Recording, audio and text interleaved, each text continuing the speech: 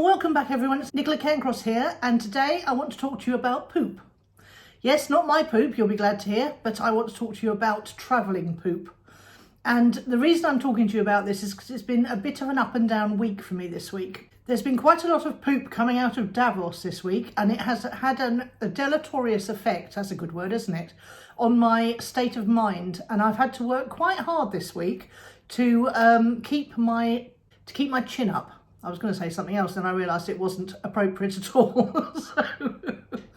Anyway, so I wanted to tell you about what one of my most favourite gurus, who lives not a million miles away from here, says about this. He says that it's the law of attraction and action is every time you think a bad thought, a negative thought, a down thought, then you are stirring up a little pile of poop somewhere off in the distance that is now coming and travelling towards you. Because the more negativity you have in your life, the more poop you attract. So this is such a colourful metaphor that I just had to share it with you today, because this is actually the second video I made, and I thought the first video, while it was sort of worthy and had good information in it, it wasn't very much fun. So I suddenly thought to myself, well, what can I tell them about things that have made a huge difference to me in my life and things that continue to make a huge difference to me. And it is the fact that if you allow any negativity to dwell in your brain, you're stirring up a little pile of poop somewhere off in the universe, and it is now travelling towards you. So what you find is that as soon as you get control of your thoughts, as soon as you can catch those negative thoughts, those limiting beliefs, those negative thoughts, woe is me, life is terrible, all those people in Davos are planning horrible things for us, and there's no point in carrying on, then you can stop all those little piles of poop stirring themselves up and coming travelling towards you.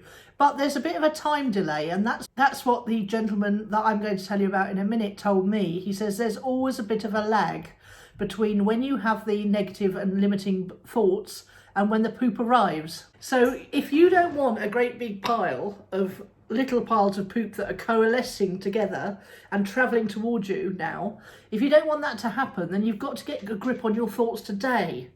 And so that's what I've been trying to do this week. Every time I've been getting down about what's going on in the world, or feeling that, things aren't going quickly enough on my YouTube channel, or that I don't want to do something, which I really didn't want to do this video today, and in fact, like I say, it's my second attempt, then you've just got to catch yourself and think, that's another pile of poop I've just stirred up and it's travelling towards me right now. So I hope that you can get this analogy and realise that in my personal experience, it really makes a huge difference, and I think I know why. It's because nobody wants to be around someone who is negative and has limiting beliefs and who constantly goes, whenever you say, how are you, they go, no, not feeling that great this week. Then I think that's what happens. I think the minute you start to get control and think, and it's actually quite easy, because you can tell when you're feeling down, you get a physical reaction, and then that's your cue to then think about what you're thinking about. And so when I'm feeling a little bit droopy, or a little bit like my stomach's got a bit of a knot in it or something, then that's when I think, oh dear, my brain is stirring up those piles of poop again. That's when you need to catch your thoughts, and the best thing to do is try and turn them into something permanent, personal, pervasive, and pessimistic. If you can it's the 4 Ps. It comes from a book called Learned Optimism by Martin P. Seligman. And it's a great read, it really is. And it tells you whether you've got an optimistic or a pessimistic mindset, where it's come from and what you can do about it. And the good news is you can do something about it, because it has been scientifically proved that optimistic people have a better life than pessimistic people, or people who call themselves realistic. Anyway, I'm looking forward to doing the thumbnail for this video. I'm going to have a lot of fun with that, and I'm going to now tell you a bit more about the person who taught me this little homily, which has stuck in my head ever since, thanks Andy. And I'm going to tell you a bit about his books now, because I'm lucky enough to have one of the world's best personal development authors as a personal friend, and he doesn't live that far away, and he is the author of these 2 books. So let me tell you about those now. Friends for a very long time, since he wandered into the living room of my hotel, having heard that I'd bought it no money down, and he was intrigued. And he turned up to absolutely everything I did thereafter, because I showed him how the internet works, and he knew how it worked basically, but he didn't know how you could actually sit down and make a website and turn that into a return within 24 hours. I remember his first website was all about poker. We all sat there, and he was just bemused by the fact he was in the living room of a hotel with about 12 other people. And I hadn't even thought about whether the internet would be good enough for 12 people to get online at one time. Luckily it was, and everybody had a fantastic day thinking about their niche and finding out how to set up a one-page website to find out what people's questions were about the niche. Anyway, it was brilliant. He absolutely loved it. He fell in love with the internet immediately, and he's gone on to do absolutely amazing things with it ever since. The thing I wanted to share with you today was the fact that he's actually got 3 books out, but these are the 2 that I think will be most useful for you in your entrepreneurial journey. And I do talk about books quite a lot because they've made a tremendous difference to me. And his books are available in audio and video as well, so you can actually hear him in his own dulcet tones, a bit like my Money Gym book, in my own dulcet tones, which I think lends a lot of power when the author reads their own book themselves.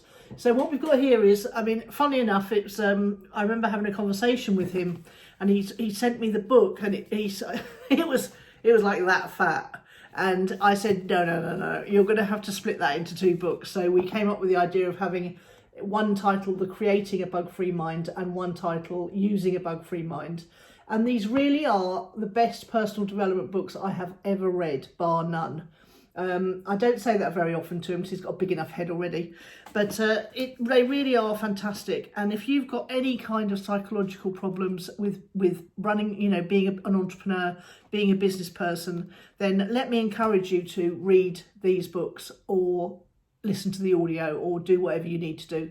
If you go to abugfreemind.com, you'll find the website where there's some free videos that you can actually get a feel for it. He's not only one of the most successful people I know, he's one of the cleverest people I know, and he's also thinks about a lot of things in a very different way, and I'm very privileged to have him as my friend, although I'd never say that to his face, because I wasn't born with a great gift of being able to tell what's happening in the world or what ramifications certain things will have, and I like to hang around with people who think better than I do, because it not only brings up my level of thinking, but it saves me from making some horrible mistakes. When the whole pandemic thing started, first of all, he didn't really believe that it was happening, but then he went and did a bit of, I kept banging on at him because I was sort of seeing the videos coming out of China, and he went and did a bit of research, and he came back and he made his pronouncement about what was happening.